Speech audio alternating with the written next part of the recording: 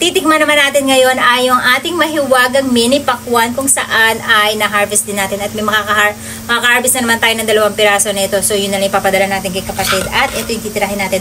Alam nyo guys, masasabi ko na ito yung tamang-tamang size. Kaya naman, ayan na yung mga mini buto natin na iniipon natin para dun sa ating mga masusugid na follower kung saan ay makakatanggap at yung masisipag lang mag-share. Kaya mag-share lang kayo na mag-share guys kasi sa share ako titingin kung sino yung mga karapat-dapat na mabigyan ng ating mga buto. Ayan yung mga, ito different variety ng ating melon pero syempre meron pa tayong mga variety ngayon na bago.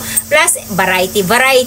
Plus ito guys yung ating black round ball kung saan yung giant talong natin. Ito siya guys, ganyan kadami yung makakatanggap. At ito nga yung ating white ampalaya na iniipon na rin unti-unti ng lola niyo kung saan ay para sa inyong mga masisipag mag-share. So yung mga pakwan natin at meron pa nga tayong uba. So ito guys, ang daldal naman ng lola nyo, diba? So ito bubuksan na natin yung ating pakwan. Alam nyo guys, ang kagandahan dito sa size na to, madaling ubusin, kasyang-kasya sa rep. Diba? At ay sabi ko, ang gusto kong itry yung pipitikin lang, mababasag na eh. So eto na guys, jajan! Ay, maputla. Maputla siya, besh! Napitas ko siya ng maaga. Siyempre, hindi tayo magpapatinag dun sa kanyang putla. Yung lasa ang importante sa kanya, guys. Kaya naman, sweet test ko.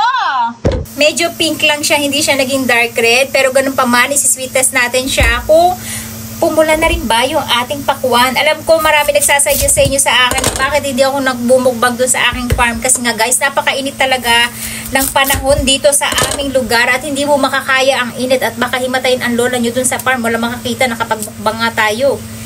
No? Eto na guys, sweet test natin ang kanyang tamis kasi kayo nakain ng pakwan ng aking madam. Ayan na. Naku, wag mo ko ipahiya. Wow!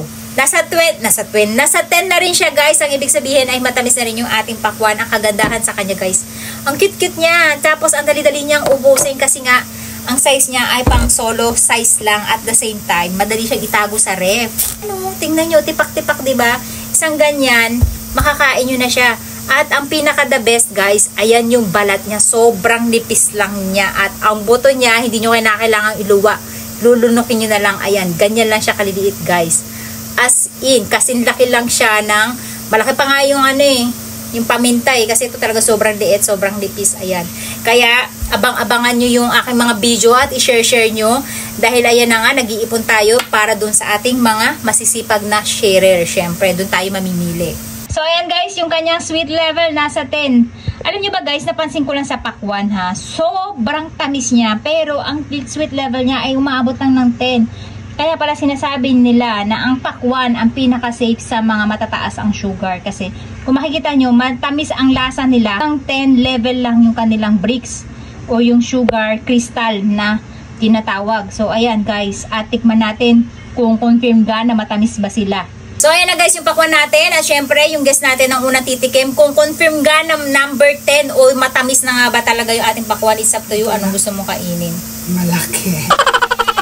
Ayan, paunahin ko siya para malaman nyo guys na hindi lang ako tamis ng tamis. Ang tamis. Sobrang tamis, diba? Ang tamis niya, besh. Ayan na, dalawa na kami ang tamis. Kasi baka sabihin nyo ako lang yung tamis ng tamis eh. At least dalawa na kami. Saan nipis nung ano niya ng balat? Hindi nyo mararamdaman best yung buto. Lulunukin nyo talaga siya. Itadakimasu. Ang nipis ng balat niya, be. Kaya nga, hindi siya nakikitang matamis dahil maputla. Pero pag tinikman nyo guys, grabe, parang umiinom ng juice. Maputla ba ito? Grabe yung asukal niya. Very refreshing kasi tubig na tubig. Tutuwa kayo guys hanggang dito matamis. Masarap guys. Sarap. Simot hanggang balat. Matubig din.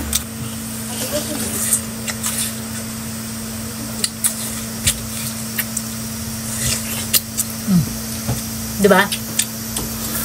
Sulit na sulit kayo sa pakwan na to guys. Hanggang ilalim be. Ayun o, sinasaid ko nga yan. Kaya mo green na nga lang yung nakikita. Sarap. Sobrang sarap niya, guys. Sulit na sulit hanggang dito makakain nyo dahil hanggang dito matamis. Ayan. Good luck sa mga makakatanggap ng ating mini crimson. Pahingi pa, guys. Kaya good luck sa mga makakatanggap ng buto natin. Share lang. Huwag nyong kalimutan. At ito yung pakwan na yun, guys.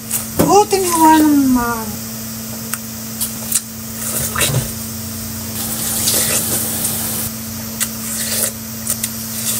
Behin na ako.